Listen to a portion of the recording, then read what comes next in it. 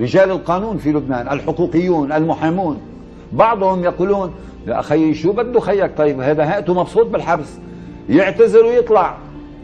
غسلنا ايدنا من هذه الأنظمة بالسفنيك، بالديتول، بكل الأدوية والمطهرات. أعوذ بالله من هذه الأنظمة. قيادات لبنانية توجه نداء: إسرائيل وأمريكا هي الشيطان الأكبر، وعلينا أن نلاحق العدو ونلاحقه في كل مكان. ماذا يفعل جورج عبد الله عندما تحتل أرضه؟ Georges Ibrahim Abdallah, d'abord, c'est un des hommes que je respecte le plus.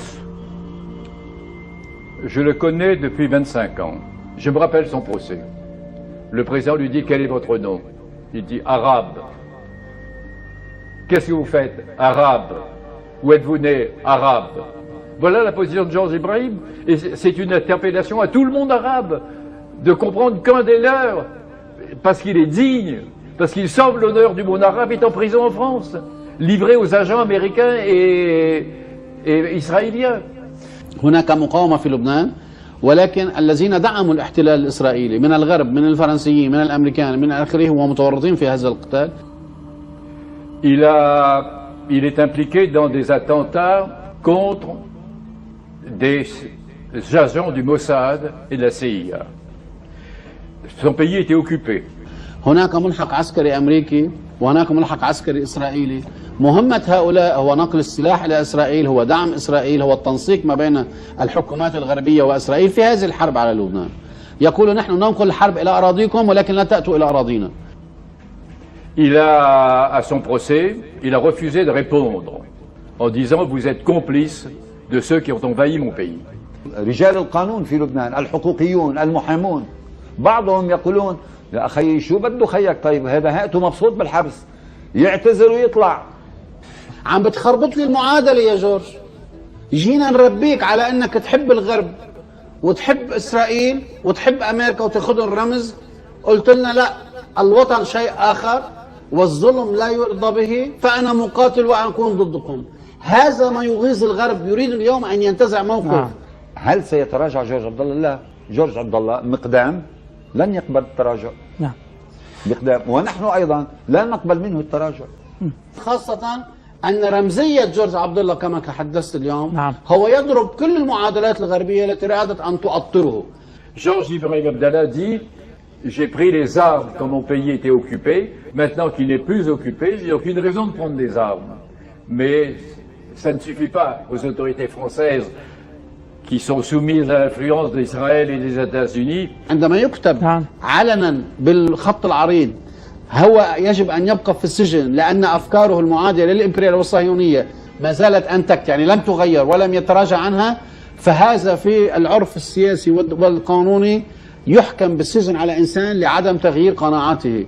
فهذه فضيحة لفرنسا. السفير الأمريكي في لبنان كان يعتقد أن كل المسيحيين يجب أن يصفوا غربا ويكونوا ضد المقاومة الإسلامية في لبنان.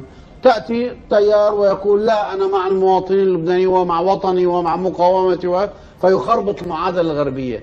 يغيظهم أكثر ما يغيظهم موقف نصر الله أو المقاتلين في الجنوب.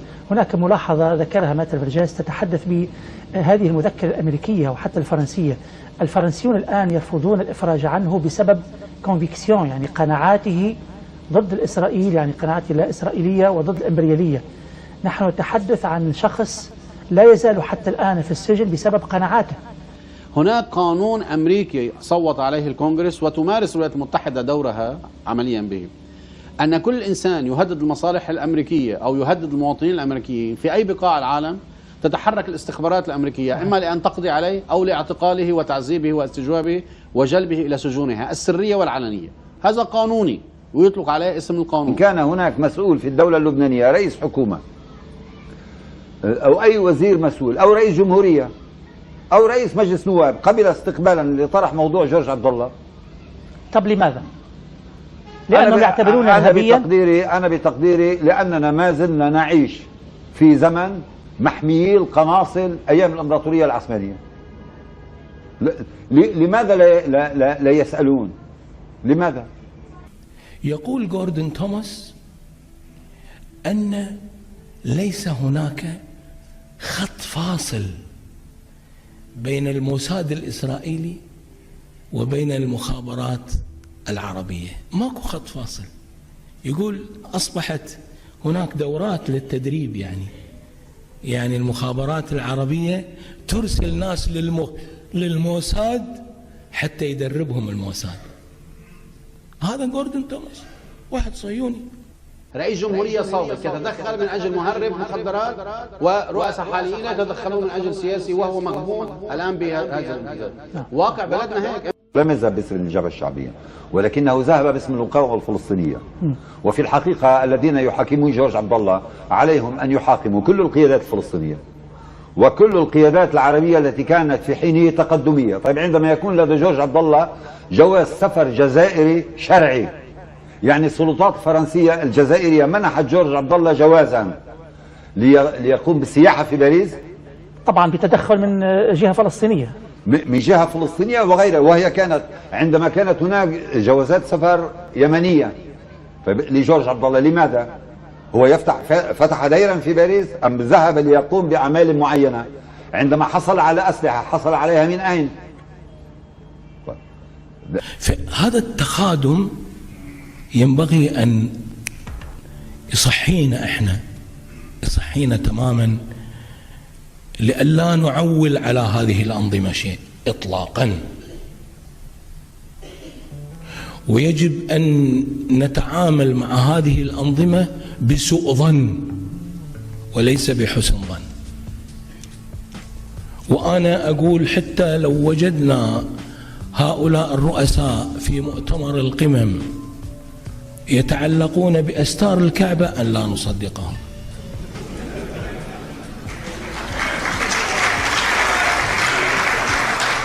رجال القانون في لبنان، الحقوقيون، المحامون، بعضهم يقولون يا أخي شو بده خيك؟ طيب هذا هاتوا مبسوط بالحبل، يعتذر ويطلع.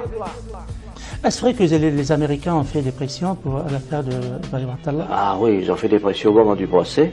J'en étais le témoin à l'époque puisque je dirigeais la diplomatie française. Je ne m'occupais pas du procès en cour d'assises, mais je savais quelles étaient les relations et c'est par mon ministère que transitaient les exigences du gouvernement américain sur la justice française.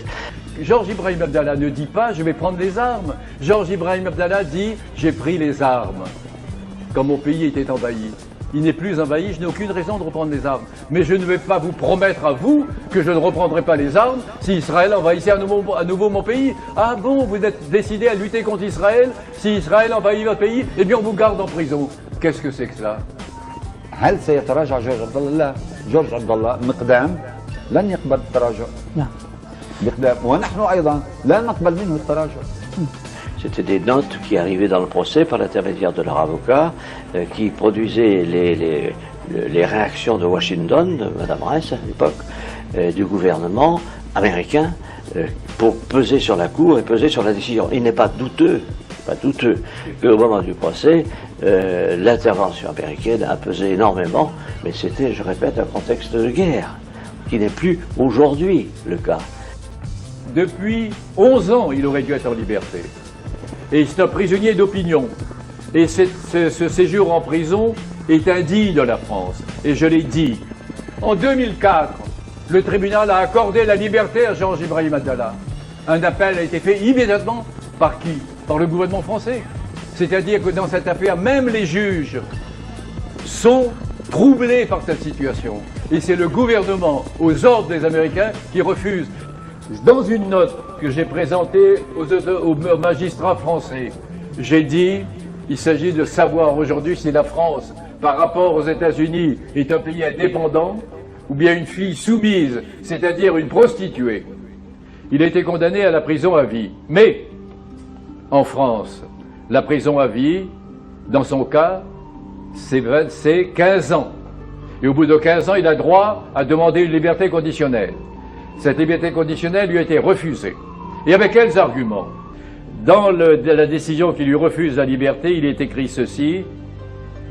Il indique que le directeur de la surveillance du territoire indique que les convictions anti-impérialistes et anti-israéliennes de M. Abdallah sont demeurées intactes. C'est-à-dire qu'on lui reproche de vouloir s'opposer à l'intervention d'Israël au Liban.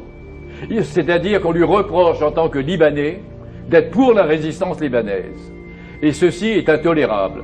الألعن من ذلك أن هذا الحكم الفضيحة يتكرر كل سنة، يعني كل سنة يأتوا بجورج يقوم له بمحاكمة داخلية. هل غيرت رأيك يا جورج؟ يقول ليس هناك داعي لتغيير الرأي، عليك أن تبقى في السجن سنة أخرى، ويكتبون ذلك. فمعنى ذلك أن الجريمة تعاد وتكرر كل سنة، وكأن العاهرة التي تحدث عنها ماتر فيرجيس تريد وتصر على أن تستمر في عهرها وتختفي خلف شعارات عالية، في حين أن الأمر أمريكي والضغط إسرائيلي وفرنسا تنفذ ما يطلب منها. على وزيرة العدل الحالية ميشيل إليو ماري تقول أن جورج إبراهيم عبد الله هو مجرم، ليست القضية قضية ضغوط أمريكية.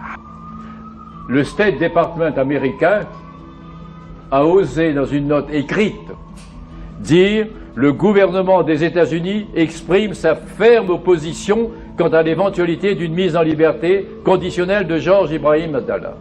L'Amérique s'est comportée envers la France comme un pays protecteur vers un protectorat. متى هذا؟ quand? C'était le 9 mars 2007. Bon. Elle dit que c'est un criminel. Le mot terroriste appliqué aux résistants a été utilisé pour la première fois par la Gestapo en France. Le père de Roland Dumas a été arrêté comme terroriste. Oui, non. Et la violence d'un peuple opprimé n'est pas le terrorisme, c'est la résistance. Le terrorisme, c'est le terrorisme d'État. Et Madame Alliot-Marie nous dit que M. Georges Ibrahim Abdallah est un terroriste. Moi je dis il y a 2 poids et 2 mesures. Le terrorisme, c'est le terrorisme d'État. En France, M. Amchari, représentant de l'OLP, a été tué par le Mossad. L'assassin n'a pas été arrêté. Monsieur Boudia, citoyen algérien, travaillant avec les Palestiniens, a été tué par le Mossad à Paris. On n'a pas cherché les assassins. C'est-à-dire que les vrais terroristes, les terroristes d'État, on leur donne la paix. On est leurs complices, leurs amis, et ceux qui représentent la violence du peuple, les résistants, ceux-là on les combat. Alors, on joue sur les mots, et je dis que Madame Alliot-Marie dit que Georges Ibrahim Abdallah est un criminel. Je voudrais savoir si elle considère le père de Roland Dumas comme un criminel et moi-même comme un criminel. Madame Alliot-Marie, ministre de la Justice de la République française, parle comme un agent américain. Et moi, je suis citoyen français. Je suis avocat français et je le dis. Et j'ai honte pour elle. Et j'ai honte pour la France. Pourquoi? Georges Ibrahim Abdallah est respecté pendant toutes les prisons où il est passé. Les gardiens de prison, les psychiatres, tous disent de Georges Ibrahim Abdallah qu'il est d'une intelligence supérieure, qu'il a une instruction supérieure, qu'il est chaleureux, intelligent, ouvert aux autres, qu'il est capable de réadaptation. Il a une autorité morale très grande. Et c'est cela qu'on lui reproche. C'est un des arguments. On dit il est charismatique, il ne faut pas le libérer. Il est digne d'admiration, il ne faut pas le libérer. Si c'était une loque, si c'était un pauvre type, on le libérerait. Et voilà l'exemple lamentable que la justice française donne aujourd'hui. Et je dis que le silence du monde arabe en face ne s'impose pas non plus. Est-ce que le problème était avec Georges Ibrahim Abdallah ou avec la Syrie, les Palestiniens et les Iraniens? C'était contre l'islam en général. سمعنا وكيل الدفاع ماتر فيرجيس، سمعنا السيد أنيس نقاش، ولكن سمعنا أيضا السيد رولان دوما.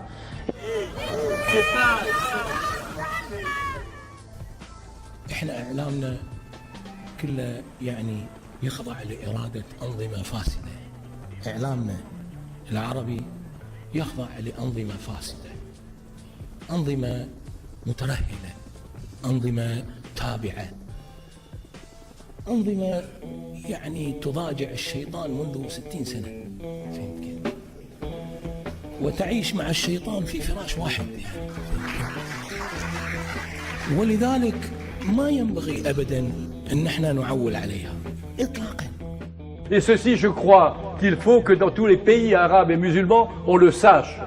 Derrière les belles paroles, le gouvernement actuel et certains des gouvernements qui l'ont précédé sont au service d'Israël et contre la résistance arabe en général et contre la résistance libanaise en particulier. Ceux qui gouvernent la France aujourd'hui se comportent envers les États-Unis comme une prostituée envers un proxénète. Et cela est intolérable. Et le cas de Georges Ibrahim Abdallah illustre parfaitement cette situation.